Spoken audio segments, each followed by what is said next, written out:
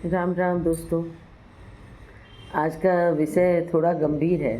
काफ़ी दिन से सोच रहे थे कि इस पर बात करें या ना करें, लेकिन फिर ये लगा कि समाज का हिस्सा होने के कारण हमारी भी कुछ जिम्मेदारी बनती है कि अपने विचार को प्रस्तुत करें, और अगर कहीं कुछ गलत लगता है तो उसमें सही होने में सहयोग करें। ये एक बहुत सोचनीय विषय हो गया है कि आजकल शादियां बहुत जल्दी क्यों टूटती हैं। शादी का रिश्ता टिकता क्यों नहीं है, क्या कारण? जबकि आज की पीढ़ी ज़्यादा पढ़ी लिखी है, ज़्यादा समझदार है। और कहीं यही तो नहीं कारण? क्योंकि आप ये देखिए कि आज भी जो निचला तबका है या जिसको हम कम पढ़ा लिखा कहेंगे, उनके रिश्ते निभते हैं। वो अपनी शादी चला लेते हैं। और हम अपना बचपन याद करें तो हमारे मम्मी पापा, हमारे बड़े चाचा चाची या जो भी रिश्तेदार हैं, अगर आप उनके साथ रहते हैं तो सुनते होंगे कि पति पत्नी में नोक झोंक तो होती ही रहती है। तो कभी ज़्यादा कभी कम। तो ये तो मतलब फैक्ट है कि पति पत्नी क्या, हर रिश्तों में नोक झोंक होती है। मतभेद होता है लेकिन मनभेद नहीं होना चाहिए। शब्दों पर ज़रूर ध्यान दीजिएगा कि मतभेद होता है, मनभेद नहीं होना चाहिए, क्योंकि सबके अपने विचार अलग होते हैं। लेकिन रिश्ता निभाने की एक ज़िद होनी चाहिए आपके मन में। भाई बहन ब्लड रिलेशन है, हम चाहे लड़े चाहे झगड़ें, लेकिन लड़ झगड़ के भी मिल जाते हैं। लेकिन कहीं कहीं बड़े होते हैं तो वही विवाद बढ़ जाता है। लेकिन रिश्ते को टूटना नहीं चाहिए कभी भी। इस लेवल तक कोई भी चीज़ ना हो कि इतना खींचे कि वो टूट जाए।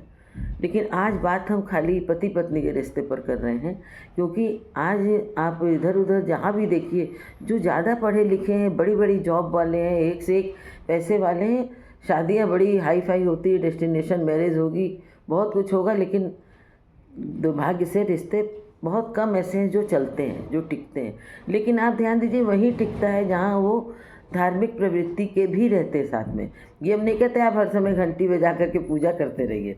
जो जितनी बड़ी जॉब की जिम्मेदारी लेता है उसके पास वक्त उतना कम होता है।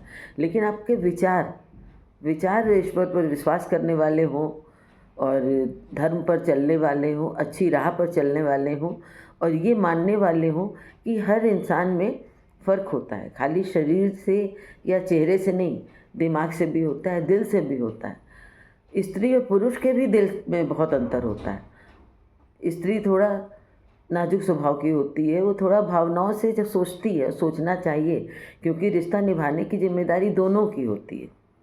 और लड़की जब दूसरा घर छोड़ के आती है तो एक दूसरे भाव भाव के साथ, दूसरे परिवार के साथ, दूसरे वातावरण में बड़ी होती है। तो जब वो हमारे घर आती है तो हमारी भी जिम्मेदारी बनती है उसको खुले दिल से स्वीकार करने की, उसको धीरे धीरे अपने यहाँ के हिसाब से डालने की। इस बात पर हम लोग पहले दूसरे वीडियो में भी बात कर चुके हैं। एक और जिम्मेदारी होती है लड़की के माता पिता की, और ख़ास तौर पे माँ की या उसकी बड़ी बहन, भाभी, जिससे भी विचार उसके मिलते हों। और ख़ास करके माँ की जिम्मेदारी बहुत ज़्यादा होती है। ये ज़रूर समझें माँ भी कि हमने लड़की को स्वावलंबी बनाया है, आत्मनिर्भर बनाया है, पढ़ाया है। तो पढ़ाया किस लिए है? इसलिए पढ़ाया है कि वो चीज़ों को समझे, सही गलत का निर्णय अपने आप भी ले सके, दूसरे की जगह अपने को रख के निर्णय तुरंत अपने आप भी ले, थोड़ा रुक के ले। हर बात पर माँ से या मैके से राय लेने की ज़रूरत नहीं है। हम जहाँ रह रहे हैं वहाँ वाले भी तो भावनाओं से हमसे जुड़े हैं, उन्होंने भी तो अपना बेटा हमसे शेयर किया है। तो ज़रूर एक समझदारी दिखाइए। विद्या जो है समझ देती है और थोड़ा विनम्र होना सिखाती है। तो प्लीज़ माँ बाप अपनी जिम्मेदारी को समझें। और ये वीडियो ज़्यादा लंबा ना हो इसलिए अभी रोकते हैं, लेकिन इसी बात पर हम आगे भी चर्चा करेंगे। सोचिएगा कि हमारी बेटी अगर शादी करके जाती है तो उसका रिश्ता संभालने की जिम्मेदारी हमारी भी है। हम हमेशा लड़की को एक समझ पैदा करें कि बेटा हमारे संग भी ऐसा होता था, हमारे विचार भी अलग थे तुम्हारे पापा से, लेकिन आज तुम देखती हो ना पापा के बिना तुमको मम्मी अधूरी लगती है, मम्मी के बिना पापा अधूरे लगते हैं, ऐसे ही तुम भी बनो।